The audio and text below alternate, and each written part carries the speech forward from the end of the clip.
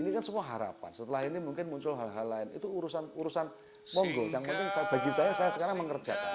Saya bekerja. Saya berkarya. Perkara nanti mau jadi apa? Sudahlah, monggo. Itu saya kembalikan kepada kuasa Allah. Mudah-mudahan nanti ya minimal paling tidak 5 tahun ke depan sudah banyak pagelaran wayang krucil dan banyak dalang-dalang muda yang peduli dengan itu.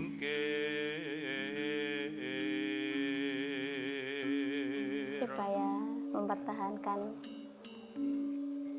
wayang krucil dan bisa mengembangkan bagaimana kreasinya supaya bisa menarik penonton.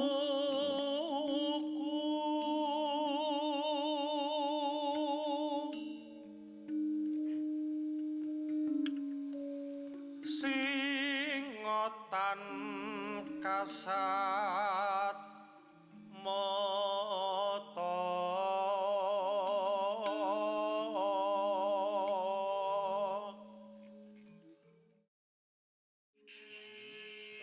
Malam itu, di rumah Ki Dalang Harjito, beberapa orang murid Ki Dalang telah datang sejak sore. Mereka duduk melingkar membentuk formasi setengah lingkaran. Malam itu merupakan malam pertemuan rutin para anggota Paguyuban Cipto Manunggal.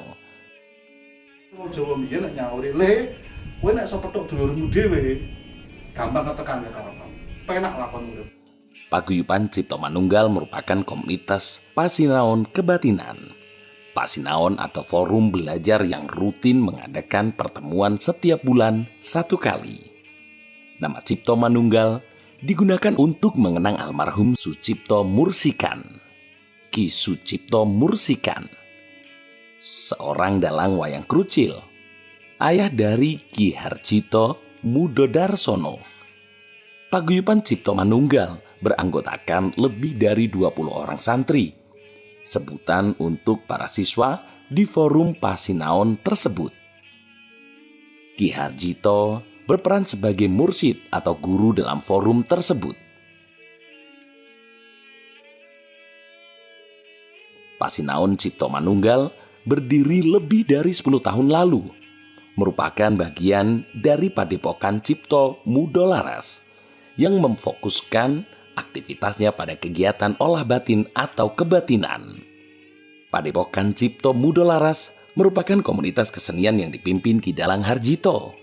Padepokan ini telah berusia lebih dari 2 dasawarsa sebagai wadah non-formal para kru wayang dan aktivitas budaya.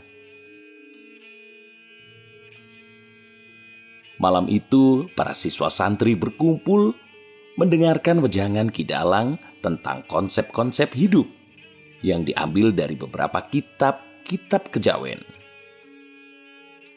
Forum pasinaon ini kadang berlangsung hingga menjelang dini hari.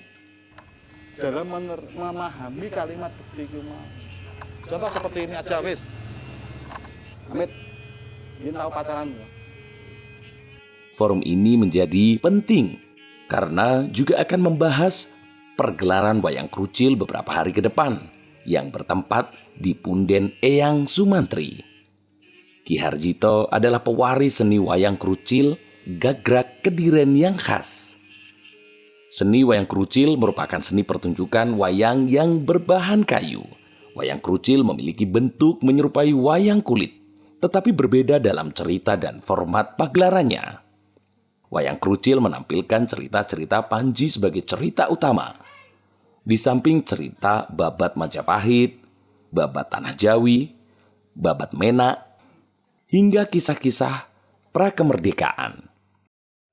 Majapahit, cerita-cerita babat Jawi niku saged terangkat. Panjenenganipun ngaten Pak Ji. Menawi bakunipun wayang krucil menika namung wonten kalih pakem. Setunggal Babat Kediri, kaping kalih Babat Majapahit menika aslinipun kalih. Nalika nuwun sewu nalika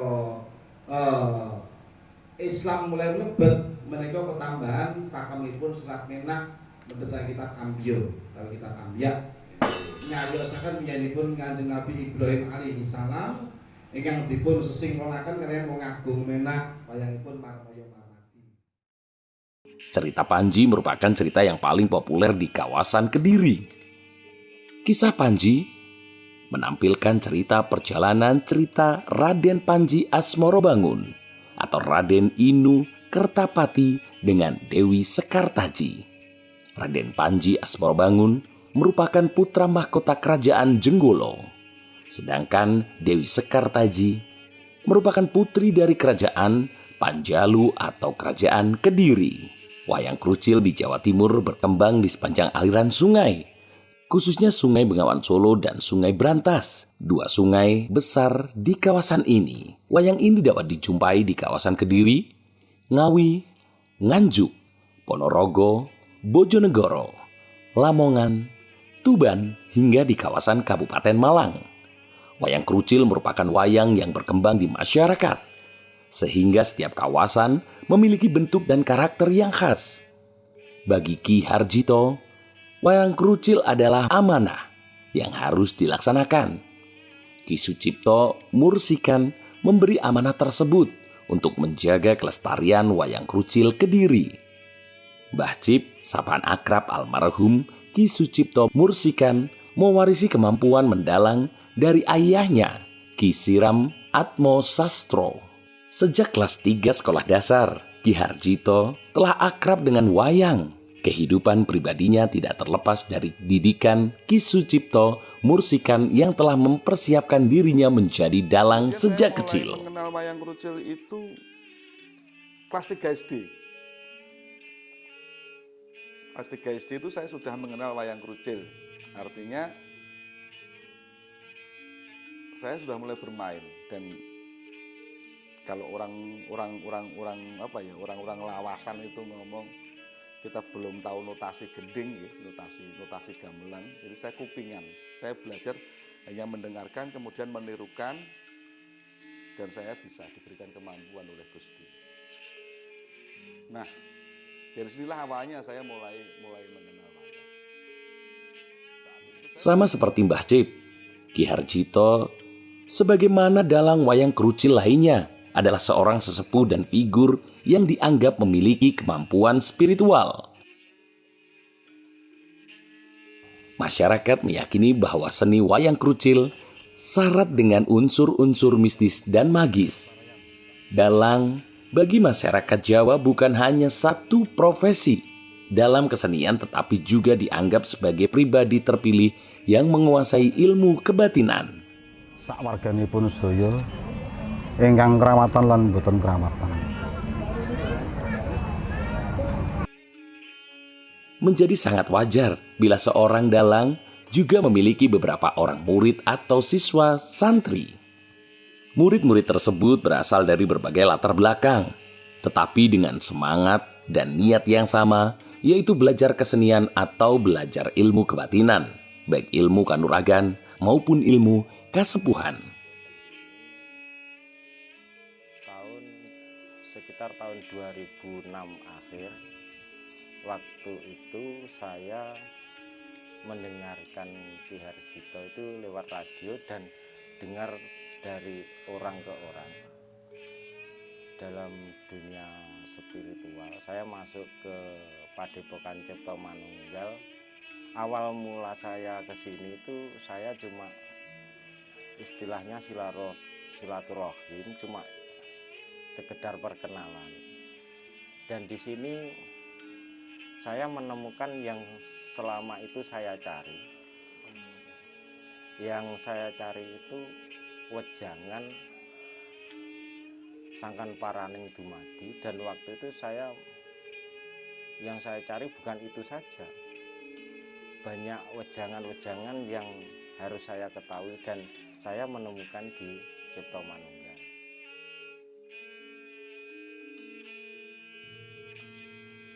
Ki Harjito Mudo Darsono bertempat tinggal di Dusun Maron, Desa Senden, Kecamatan Kayen Kidul, Kabupaten Kediri. Desa Senden berjarak kurang lebih 18 km arah timur dari kota Kediri atau sekitar 115 km dari kota Surabaya. Desa Senden merupakan desa agraris yang asri. Penduduk Senden yang sangat beragam, meski didominasi kalangan petani dan pedagang.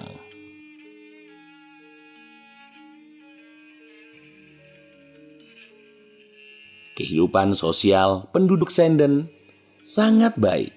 Umat Islam, Hindu, dan Kristen hidup berdampingan secara harmonis.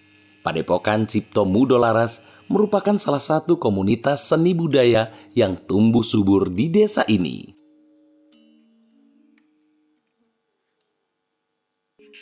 Seni wayang kulit, seni jaranan Jowo, seni wayang krucil hingga seni campur sari dapat dijumpai di desa ini.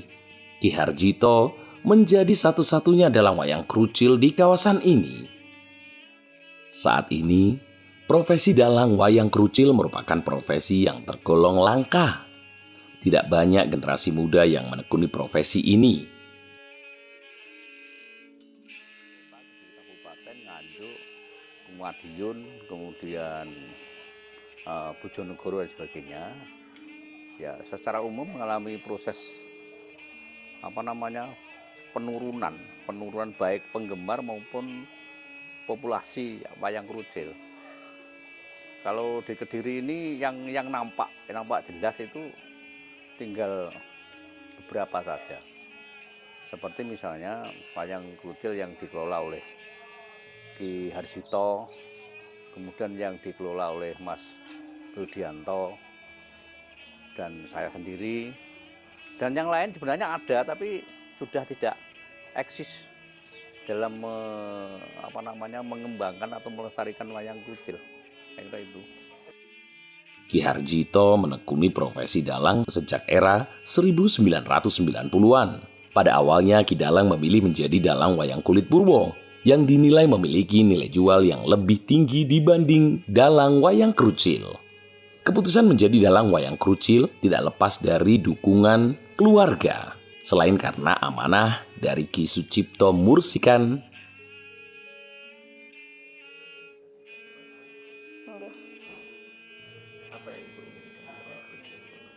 ya, semoga wayang krucil bisa bertahan dan bisa naik daun kembali, Pak. Maksudnya ya wis seperti wayang kulit lah istilahnya gitu, Pak. Penontonnya udah banyak lagi gitu, banyak yang minati.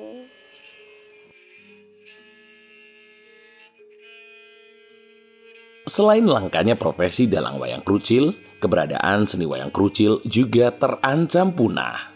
Kelestarian seni wayang krucil juga ditentukan oleh keberadaan wayang itu sendiri. Saat ini banyak perajin yang mengerjakan seni wayang krucil, berbanding terbalik dengan keberadaan seni wayang kulit. Perajin seni wayang kulit masih banyak dijumpai di beberapa kawasan di Jawa, sementara perajin wayang krucil semakin berkurang.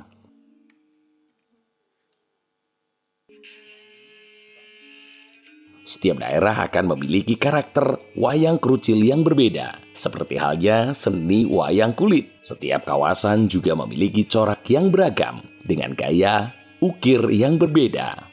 Disebut wayang krucil, gaya pesisiran.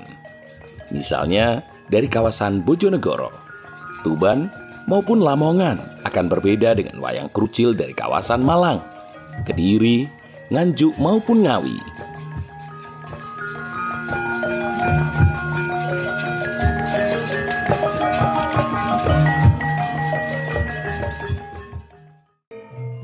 Wayang krucil yang berkembang di kawasan Kediri dan sekitarnya dikenal sebagai wayang krucil pedalaman. Dengan ukiran yang lebih halus, halusnya ukiran pada wayang krucil ini disebut gaya ukir Selogunan. Selogunan bermakna gaya ukir dari kawasan Seloguno. Nama Seloguno merujuk pada satu kawasan senta perajin wayang krucil di Kabupaten Nganjuk di masa lampau.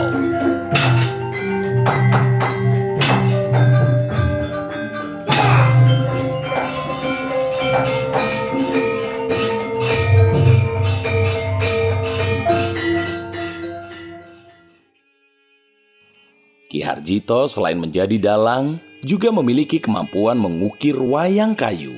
Kemampuan mengukir ini Ki Dalang dapatkan setelah belajar dari almarhum Mbah Dalang Garu dari Nganjuk yang dipadukan dengan kemampuan otodidaknya. Saat ini, Ki Dalang Harjito menjadi pewaris gaya ukir Sologunan satu-satunya di Indonesia. Bahan baku wayang kerucil adalah kayu mentaos atau kayu bantawas. Kayu ringan yang kuat yang di masa lampau dimanfaatkan sebagai kayu peti atau papan. Kayu mentaos dahulu banyak tumbuh di pekarangan masyarakat, tetapi kini keberadaannya juga semakin langka. Selain kayu mentaos, bahan baku wayang kerucil ada juga yang terbuat dari kayu kemiri, kayu waru, hingga dari kayu jati yang keras. Alat untuk menatah atau mengukir papan kayu disebut pangot. Bentuknya mirip pisau tatah yang ujungnya runcing mengikuti bentuk setengah lingkaran atau segitiga. Penggunaan tatah kayu jarang ditemukan, kecuali untuk ukiran dengan bahan papan yang lebih keras. Penciptaan wayang kayu dimulai dari proses yang disebut ngeblak, atau menggambar pola di atas papan kayu dengan mengukir figur wayang yang sudah ada. Pada proses ini, para perajin jarang sekali melakukan inovasi bentuk. Rata-rata, mereka akan membentuk figur mengikuti pola yang sudah ada sebelumnya. Proses ngeblak ini memerlukan ketelitian yang tinggi. Beberapa perajin meyakini bahwa tahap pembuatan wayang bukan sekedar pekerjaan fisik, tetapi juga melibatkan kerja spiritual, sehingga memerlukan fase-fase tirakat secara khusus. Pada era lampau, seorang perajin wayang kerucil memiliki kedudukan yang sejajar dengan seorang empu. Empu adalah individu yang memiliki keahlian membuat keris atau benda-benda pusaka. Pembuatan wayang berbahan kayu pada beberapa kesempatan juga melalui fase tirakat atau sekedar memberikan suguhan atau sesajen yang diyakini sebagai upaya meminta pangestu atau restu kepada empu pembuat wayang yang pertama kali. Ini adalah bentuk penghormatan atau penghargaan para perajin wayang terhadap pencipta wayang. Tahap selanjutnya adalah mengukir atau menatah wayang yang telah dibuat di atas papan.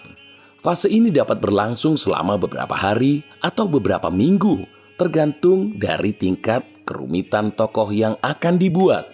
Rata-rata, satu tokoh wayang kerucil dapat diselesaikan dalam kurun 7-10 hari. Wayang kerucil bukanlah wayang kulit yang dirupakan di atas kayu, tetapi merupakan wujud wayang dengan konsep dan pendekatan yang berbeda. Efek 3-dimensional akan muncul dalam satu figur wayang kerucil yang baik. Bila dilihat dari samping, wayang kerucil tidak menampakkan wujud yang masif atau penjal, tetapi menampilkan wujud yang dinamis dan tidak menampakkan sudut-sudut yang tajam. Langkah terakhir dalam proses pembuatan wayang kerucil adalah sungging atau pemberian warna. Warna tokoh wayang kerucil serupa dengan tokoh dalam wayang kulit yang dinominasi wajah dengan warna putih, kuning, merah, hitam, dan hijau. Bagian badan wayang kerucil menggunakan warna keemasan, meskipun pada kasus-kasus terdapat tokoh dengan badan berwarna hitam, misalnya pada tokoh Sabdo Palon atau tokoh Kiai Banca. Wayang kerucil misalnya, kita menemukan hal yang sama. Hal yang sama itu setidak-tidaknya orientasi mistik sintesis itu tembus di dalam praktek berkesenian itu sendiri, tembus di dalam narasi utama yang dibawakannya, dan bagaimana tokoh-tokoh primer direpresentasikan dalam pertunjukan. Misalnya kita sebut wayang kerucil misalnya. Sebagian polemik mengatakan bahwa wayang kerucil itu kelahirannya itu pada periode Mataram Islam. Dengan kata lain, ini adalah jenis wayang yang lebih muda dibandingkan dengan wayang Purwo, ya, wayang Purwa.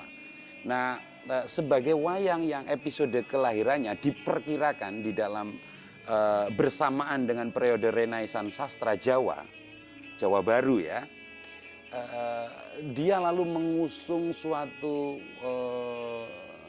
narasi yang secara total berbeda dengan Wayang Purwo.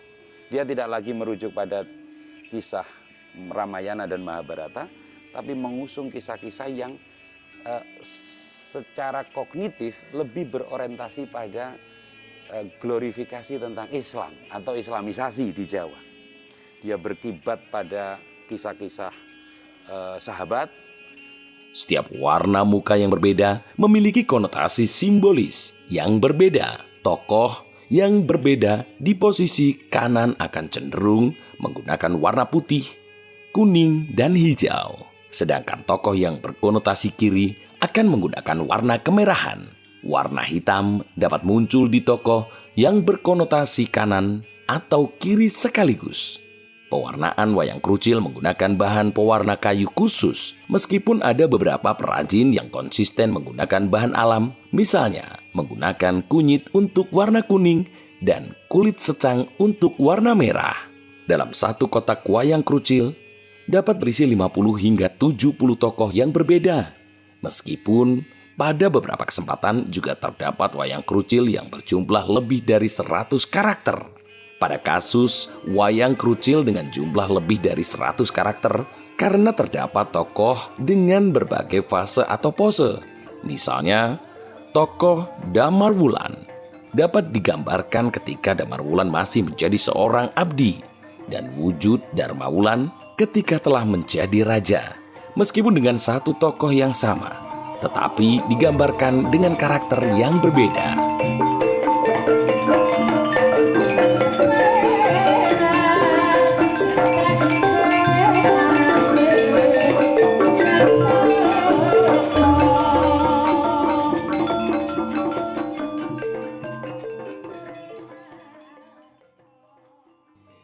Ada beberapa tokoh wayang krucil yang tidak memiliki referensi di wayang kulit. Misalnya, tokoh Umar Moyo dan Umar Madi. Kedua tokoh ini muncul dalam kisah Menak. Kisah Menak merupakan kisah yang menceritakan perjalanan Wong Agung Jayengrono dan Dewi Muninggar, salah satu lakon wayang krucil dengan latar belakang kebudayaan Islam. Kisah wayang krucil memang sangat beragam, tergantung daerah dan wilayah persebarannya. Pada konteks ini, dalang menjadi figur sentral dalam satu pagelaran wayang.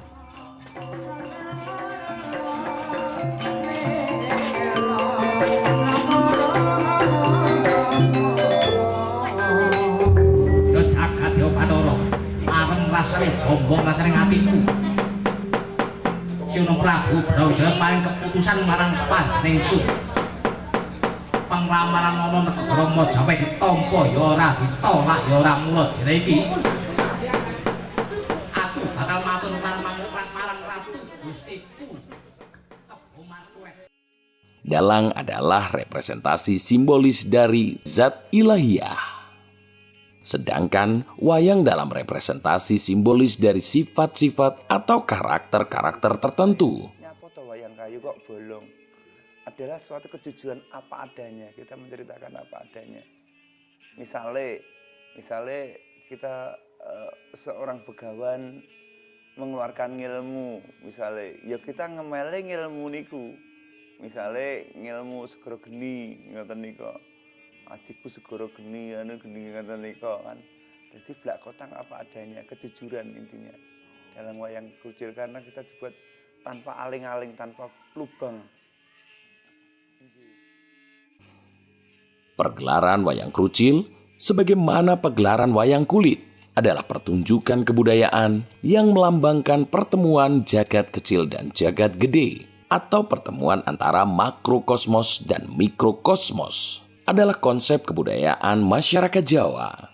Salah satu perbedaan utama pergelaran wayang krucil dan wayang kulit adalah format pakelirnya. Kelir adalah kain putih pembatas antara penonton dengan dalang atau wayang. Pada masa lampau, penonton wayang berada di depan dalang, bukan di belakang dalang seperti pada hari ini. Batas antara penonton dan wayang ini menggunakan kain yang lazim berwarna putih. Kain putih inilah yang disebut kelir. Dahulu wayang krucil menjadi salah satu wayang barang atau wayang yang dipentaskan di jalan. Uga ya tanggapan-tanggapan. Wong biyen wiwit niki ya nanggap wong biyen. Lah saiki apa? Lho benten. Yen wong wiwit sampeyan kok mau wiwit niki ya nelo Pak. Nanti tau ngene kuwi. Siang berarti, apa dalu? Non? Siang apa dalu? Dalu no. Wiwit jagongan ngono kae iki wayangan. Pada pagelaran wayang krucil memiliki kelir yang berlubang, berbeda dengan pergelaran wayang kulit dengan kelir yang tidak berlubang. Lubang pada kelir ini disebut-sebut sebagai representasi pertemuan zat Tuhan dan makhluknya, atau menggambarkan konsep ajaran Manunggaling Kawula Gusti dengan menghilangkan hijab fisik atau pembatas antara penonton dengan dalang, pembatas antara zat Tuhan dengan makhluknya. Konsep Manunggaling Kawula Gusti merupakan salah satu inti ajaran dari ilmu kebatinan di Jawa.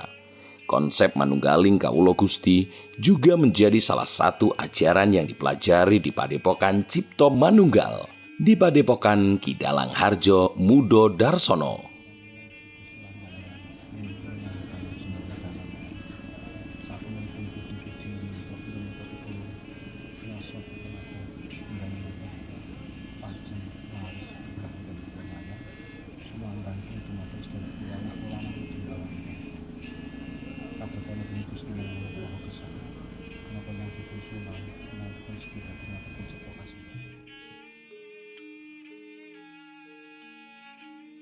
Pagelaran wayang krucil sore itu dilangsungkan di makam Mbah Mantri atau makam Eyang Sumantri. Eyang Sumantri salah satu tokoh penting di desa Tirulor, satu kawasan yang berjarak kurang lebih 10 km dari desa Senden.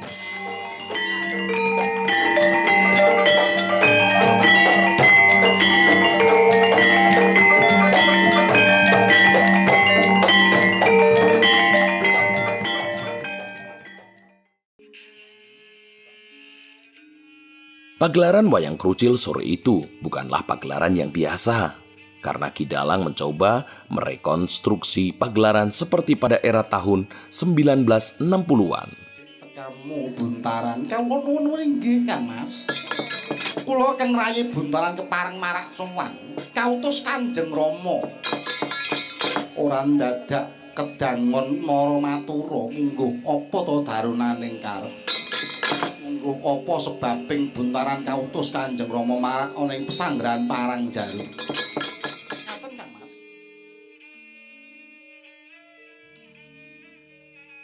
Ritual mapak gong yang sudah puluhan tahun tidak dilakukan. Pada sore itu, sebuah pedati memasuki area makam Eyang Sumantri. Pedati tersebut membawa gong, salah satu gamelan utama dalam pagelaran wayang krucil beberapa saat nanti. Gong akan disowankan ke dalam area makam Eyang Sumantri sebelum digunakan sebagai pengiring pagelaran. Salah satu prosesi penting dalam ritual mapak gong adalah penyerahan gong kepada juru kunci makam.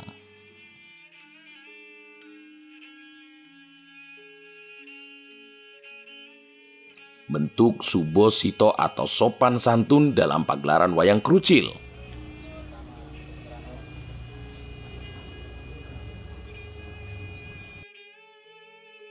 Beberapa kru wayang telah mempersiapkan pergelaran sejak siang.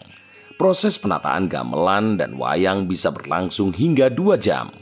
Wayang dengan karakter baik diletakkan di posisi kanan, sedangkan dengan karakter kurang baik di sebelah kiri dalang.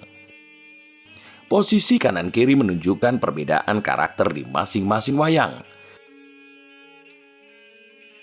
Pagelaran wayang krucil dapat berlangsung dari 2 hingga 8 jam, tergantung dari permintaan tuan rumah. Sekal tak jiwa ngayu dena jeblong ora kaya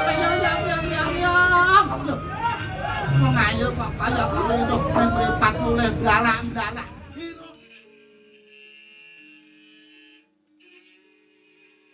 Sementara itu, di kediaman Ki Dalang, kesibukan dari dapur telah berlangsung sejak subuh. Istri Ki Dalang dan beberapa tetangga sibuk mempersiapkan sarana selamatan dan beberapa suguh atau sesaji untuk pagelaran hari itu.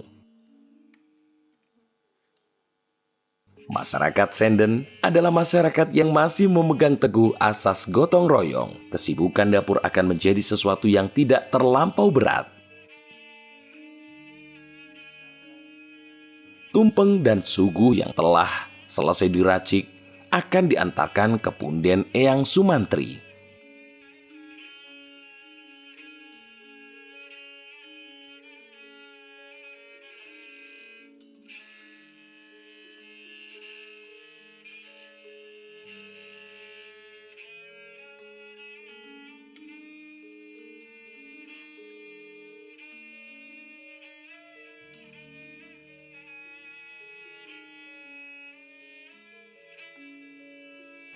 Kalau tidak salah ya, tahun 94.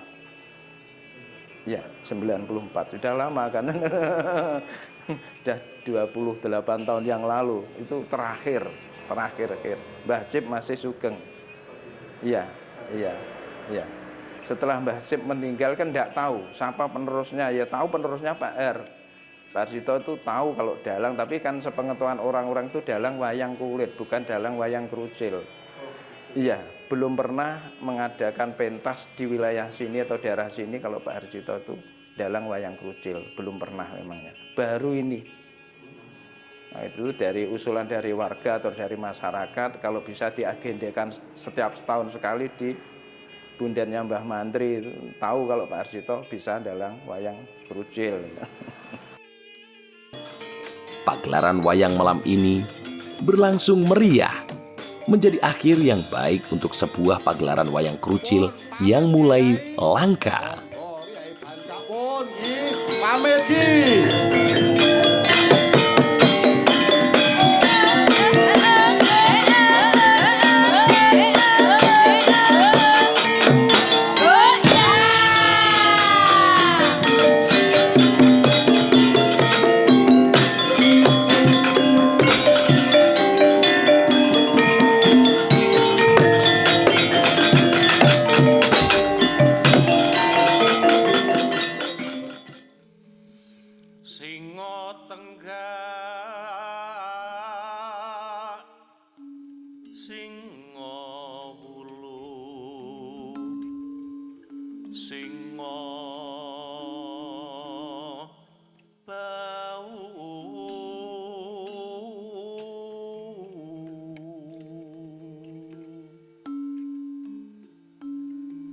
Kabeh padha sumingkira